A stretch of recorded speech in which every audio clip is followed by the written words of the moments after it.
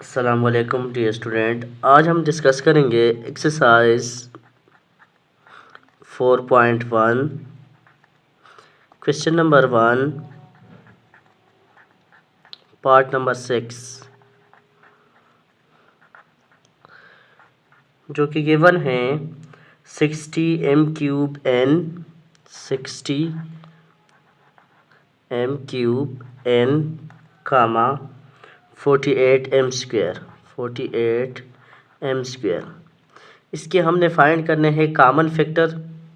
सबसे पहले हम 60 के कॉमन फैक्टर फाइंड करेंगे। ये आ गया 60। इसकी हम प्राइम फैक्टर फाइंड करेंगे तो 2 30s are 60, 2 15s are 30, 3 5s are 15 और 5 1s आर 5। तब तक हमने करना है जब तक आखिर में 1 ना आ जाए।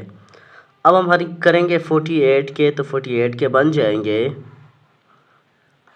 2 24s are 48, 2 12s are 24, 2 6s are 12, फिर 2 से कर लेंगे 2 3s आर 6 और लास्ट में हम कर लेंगे 3 1s आर 3। तो सबसे पहले जो गिवन नंबर है जो 60 थे और 48, इन दोनों के हमने फैक्टर फाइंड कर लिए। अब हम दोनों के लिख लेंगे 60 m³ n²। इसके आ जाएंगे 60 के तो हमारे पास ये आ जाएंगे 2 multiply by 2 multiply by 3 multiply by 5। ये हमारे पास 60 के आ गए। साथ में m³ है तो m³ का मतलब है m को 3 दफ़ा लिख लेंगे, m multiply by m multiply by m। और साथ में n जस्ट n है तो n का हमारे पास आ जाएगा मल्टीप्लाई बाय n। इसी तरह अब हम लिख लेंगे 48 का, ये है 48 m², 48 m²। तो इसका हम लिख लेंगे 2 multiply by 2 multiply by 2 multiply by 2। 4 2 multiply हुए हैं और एक 3 है, मल्टीप्लाई बाय 3 मल्टीप्लाई। ये तो हमने जस्ट 48 के लिख लिए, 2 multiply by 2 multiply by 2 multiply by 3। ये जस्ट 48 के हो गए। साथ में m² भी है तो m² के साथ हम 2 ये साथ में मल्टीप्लाई बाय m, तो ये साथ में 2m आ गए। अब कॉमन फैक्टर का मतलब ये है कि हम जोड़े बनाएंगे तो इस 2 का हम इस 2 के साथ एक जोड़ा बना लेते हैं। इसी तरह इस 2 का भी हम जोड़ा बना सकते हैं, ये भी एक जोड़ा बन जाएगा। इस 2 का किसी 2 के साथ जोड़ा नहीं बन सकते क्योंकि 2 मौजूद नहीं है। इस 2 का भी नहीं बन सकता। इस 3 का बन सकता है, ये 3 हमारे पास, इसके भी एक जोड़ा बन गया। इसके बाद m है तो इस m का हम जोड़ा बना देंगे इस वाले m के साथ, और ये जो m है इसके भी हम जोड़ा बना देंगे इस वाले m के साथ। तो अब हम लिख लेंगे कॉमन फैक्टर। हमने जोड़े बना दिए तो कॉमन फैक्टर कौन कौन से आएंगे, हर जोड़े से एक एक नंबर या एक एक अल्फ़ाबेट उठा के, इससे एक 2 उठा के मल्टीप्लाई बाय, इससे भी एक उठा के 2 मल्टीप्लाई बाय, इससे भी एक उठा के 3 मल्टीप्लाई बाय, 2m है 1m उठा के मल्टीप्लाई बाय, ये भी 2m है 1m उठा के मल्टीप्लाई कर लेंगे। 2 2s are 4, 4 3s are 8, 4 3s are 12, sorry 2 2s are 4, 4 3s are 12, तो ये बन जाएगा 12। और साथ में m मल्टीप्लाई होके m मल्टीप्लाई बाय m² बन जाएगा। तो ये इन दोनों का कॉमन फैक्टर आ गया। तो इसके साथ ये सॉल्यूशन कंप्लीट हो गया। अब हम बढ़ते हैं पार्ट नंबर 7 की तरफ। तो लिख लेते हैं पार्ट नंबर 7 VII, जो कि हमारे पास गिवन है 75 y² z⁴, 75 y² z⁴, कामा -80 y⁴, -80 y⁴ और z²। ये हमारे पास पार्ट नंबर 7 है। तो सबसे पहले हम नंबरों का फाइंड करेंगे। 75 का फैक्टर फाइंड कर लेंगे और इसके बाद -80 के फैक्टर फाइंड कर लेंगे। उसके बाद इस क्वेश्चन को सॉल्व करेंगे। तो ये हमारे पास आ गया जी 75। तो इसको हम डिवाइड करना शुरू कर लेते। 5 25 ज़ार 75, 5 5 ज़ार 25 और 5 1 ज़ार 5। ये हमने 75 के फाइंड कर लिए। अब 80 के फाइंड कर लेते हैं। ये माइनस का साइन जो है इसको फ़िलहाल छोड़ दे, बाद में इसको ऐड कर लेंगे इसके साथ। तो 5 के साथ कर लेते हैं। 5 16 ज़ार 80, 16 तो हमारे पास 2 के टेबल में आता है। 2 8 ज़ार 16, 2 4 ज़ार 8, 2 2 ज़ार 4 और लास्ट में आ जाएगा 2 1 ज़ार 2। तो ये 75 के भी फाइंड हो गए और ये 80 के भी फाइंड हो गए। अब इसको लिख लेते हैं कॉमन। ये हमारे पास 75, ये हमारे पास 75 Y square Z power 4 is equal to 75 के हमारे पास ये है 5 मल्टीप्लाई बाय 5 मल्टीप्लाई बाय 5, साथ में वाई स्क्वायर है। तो वाई स्क्वायर का मतलब है 2 दफ़ा वाई मल्टीप्लाई होगा। Y multiply by Y multiply by Z power 4 है, तो multiply by Z multiply by Z multiply by Z multiply by Z. 4 दफ़ा हमने साथ जेड को क्या किया, मल्टीप्लाई किया। इसी तरह ये -80 वाई पावर 7 और जेड स्क्वायर है। तो -80 का मतलब है यहाँ पर माइनस लिख लेंगे या -1 लगा दे, माइनस लगा दे, एक ही बात है, कोई मसला नहीं है। -1 लगा देते हैं। मल्टीप्लाई बाय 80 के क्या आ जाएंगे 5 multiply by 2 multiply by 2 multiply by 2 multiply by 2। 1 5 1 2 3 4 और 4 2 1 2 3 4। उसके बाद y पावर 7 है, तो y पावर 7 का मतलब है 7 दफ़ा y multiply by y multiply by y multiply by y multiply by y। ये कितने हो गए 1 2 3 4 5 मल्टीप्लाई बाय y 6 और मल्टीप्लाई बाय y, ये 7 आ गया। ये 7 दफ़ा 7 y मल्टीप्लाई हो गया और इसके साथ 2 दफ़ा z आया हुआ है क्योंकि z स्क्वायर है, तो multiply bye z multiply by z, ये 2 दफ़ा 7 z आ गया। इसके बाद हम जोड़े बना लेते हैं। इस 5 का जोड़ा बन सकता है इसके साथ, तो ये 1 बन गया। 2 का किसी के साथ जोड़ा नहीं बन सकता, 2 का बीच में से निकल गया। y का जोड़ा बन सकता है इस y के साथ, ये 1 हो गया। इस y का भी बन सकता है इस वाले y के साथ, ये दूसरा। इस y के किसी के साथ, ये जो बाकी 4 y है इसके किसी के साथ जोड़ा नहीं बन रहा। लास्ट में जो 2 z है, इन 2 z के आपस में जोड़े बन रहे हैं, तो लिहाजा इसको भी हम जोड़ों में शामिल कर लेते हैं। ये जो 2 z हैं ये भी हमारे पास आ जाएंगे। थोड़ी सी स्पेस की वजह से शायद आपको सही नज़र ना आए, लेकिन यहाँ पर 2 z है, इन 2 z के आपस में जोड़े बन गए। इस 2 y के ऊपर वाली y के साथ जोड़े बन गए और इस 5 के ऊपर वाले 5 के साथ जोड़ा बन गया। तो अब लिख लेते हैं कॉमन फैक्टर।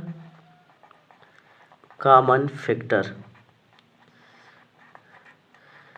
तो कॉमन फैक्टर इनके कौन से आएंगे? कॉमन फैक्टर इनके ये आएंगे कि हर जोड़े में से एक एक उठाएंगे। 5 मल्टीप्लाई बाय इस जोड़े में से y multiply by y multiply by z और मल्टीप्लाई बाय z के भी 2 जोड़े बन रहे हैं, हर एक से एक एक निकल गया। ये बन जाएगा 5 y को y से मल्टीप्लाई करें, ये बन जाएगा y स्क्वायर और z को z से मल्टीप्लाई करें, ये बन जाएगा z स्क्वायर। तो 5y स्क्वायर z स्क्वायर इसका आंसर आ जाएगा। ये पार्ट नंबर 7 की सॉल्यूशन कंप्लीट हो गई। तो अब चलते हैं पार्ट नंबर 8 की तरफ। पार्ट नंबर 8 हमारे पास है। पार्ट नंबर 8 मेंशन है हमारे पास 70r s power 4 70r s power 4 कामा 105r s cube 105r s cube. ये पार्ट नंबर 5 मेंशन है। तो यहाँ पर दो नंबर आए हुए 70 आया हुआ है और 105। तो सबसे पहले हम 70 के फैक्टर फाइंड कर लेंगे। ये बन जाएगा 70, तो 2 35 ज़ार 70। अब 35 2 के टेबल में भी नहीं आता और 3 के टेबल में भी नहीं आता, तो इसको 5 से कर लेंगे। 5 7 ज़ार 35। तो 7 किसी के टेबल में नहीं आता एक्सेप्ट 7, तो 7 1 ज़ार 7। तो ये इसके बन गए फैक्टर। 2 35 ज़ार 70, फिर 5 7 ज़ार 35 और 7 1 ज़ार 7, जी 70 के बन गए। इसके बाद कर लेते हैं 105 के, तो ये 105 आ गया। तो ये भी 5 से करेंगे, तो 5 2 ज़ार 10, 5 1 ज़ार, तो 5 21 ज़ार 105। अब 21 3 के टेबल में आ सकता है, 3 7 ज़ार 21 और आखिर में 7 आ जाएगा, तो 7 1 ज़ार 7। हमने 70 के भी फाइंड कर लिए और 105 के भी फाइंड कर लिए, दोनों यहाँ पर मौजूद है। अब लिख लेते हैं, ये हमारे पास है 70 r s power 4 is equal to 70 के हमारे पास ये वाले लिखे हुए हैं 2 मल्टीप्लाई बाय 5 मल्टीप्लाई बाय 7। ये 70 आके आ गए, मल्टीप्लाई बाय यहाँ पर इसके साथ एक r है तो सिर्फ एक r मल्टीप्लाई हो जाएगा, मल्टीप्लाई बाय s जो है वो 4 है तो 4s मल्टीप्लाई हो जाएंगे। s multiply by s multiply by s multiply by s, 4s multiply क्योंकि 70 r s पावर 4 है तो 70 के साथ एक r और 4s मल्टीप्लाई हो जाएंगे। फिर 105 का करेंगे, 105 r(s क्यूब।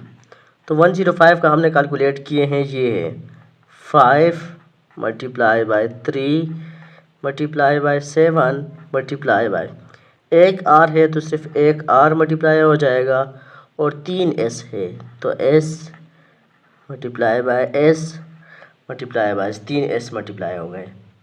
इसके बाद अब जोड़े बना लेते हैं, तो ये हमारे पास एक जोड़ा बन गया 5 का, ये हमारे पास 7 के भी जोड़ा बन रहा है, ये 7 का आ जाएगा।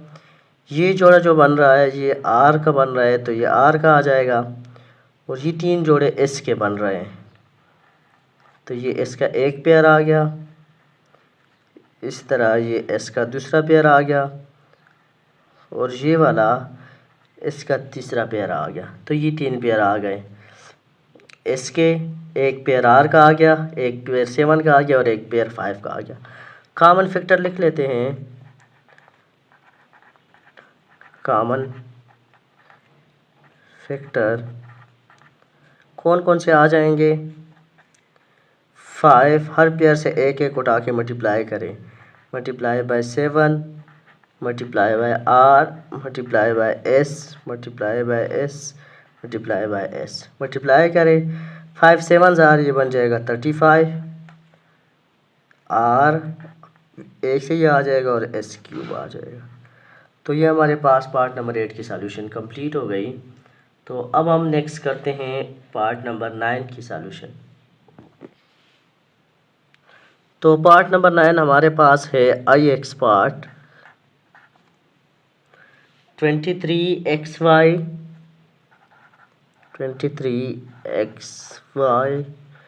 कामा 32 है 32 है। तो यहाँ पर भी दो नंबर आए हुआ है, एक 23 और एक 32। सबसे पहले इन दोनों के फैक्टर फाइंड कर लेंगे। तो ये हमारे पास 23 आ गया।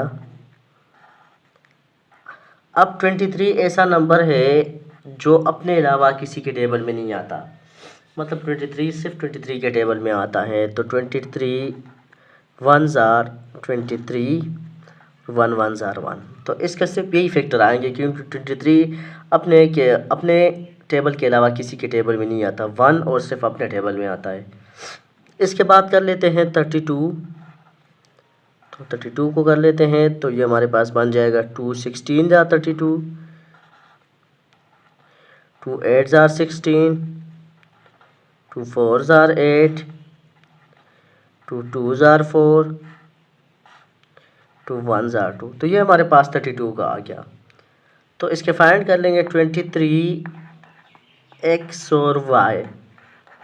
इनको जब लिखेंगे 23 का सिर्फ आ जाएगा 23 मल्टीप्लाई बाय 1, एक्स और वाई है साथ तो एक्स मल्टीप्लाई बाय वाई, क्योंकि इसका एक एक पावर है तो इसलिए एक एक दफ़ा हर एक चीज़ मल्टीप्लाई हो जाएगा।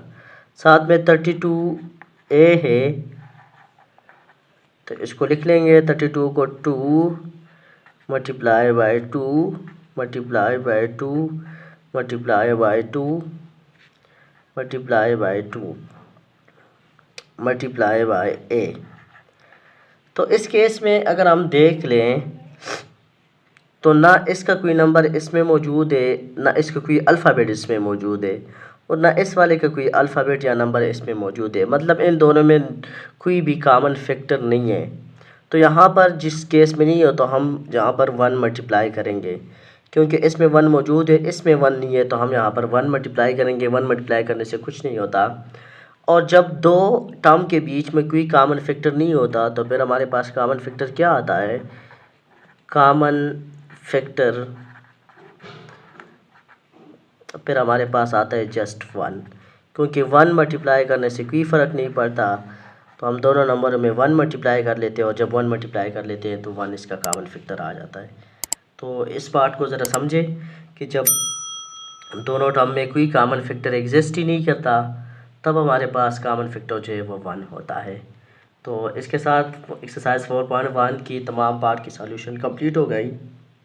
मज़ीद वीडियो के लिए आप हमारे चैनल को सब्सक्राइब करें, वीडियो को भी लाइक करें और बेल आइकन का बटन भी ज़रूर दबाएं ताकि आने वाली कोई भी वीडियो आपसे मिस ना हो जाए। थैंक यू, अल्लाह हाफ़िज़।